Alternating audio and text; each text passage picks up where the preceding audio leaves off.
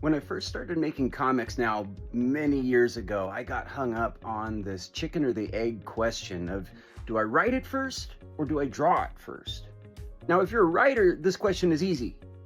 Obviously, you write it. And if you're an artist, maybe not so easy, but I guess it comes down to it.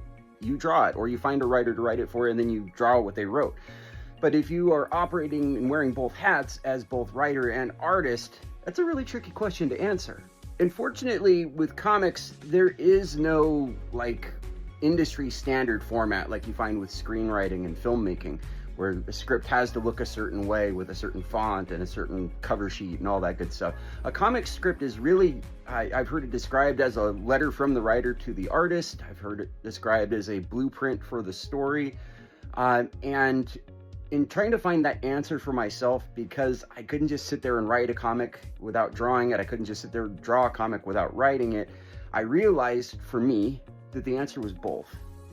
So to show you, this is kind of the format I've adopted. I've got my sketchbook, and you see I've got each panel sort of laid out, and prior I will do a layout of the whole page of how I intend those panels to, look all together, and then I will do a thumbnail of each one. A hard time doing just tiny thumbnails of each thing.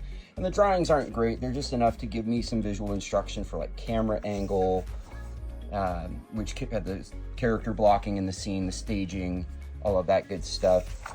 And then I've got it all written out here as far as a description of what's happening in the panel, the emotional tensions, any dialogue that I feel I might use, and that can change right up to the minute I start drawing this thing. And like a lot of stuff that I talk about on here, this is likely something I will do a longer form video about down the road.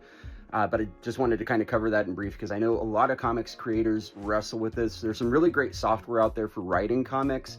I've used Superscript, even Final Draft. Google Docs is a very popular one just for people who like to make up their own format.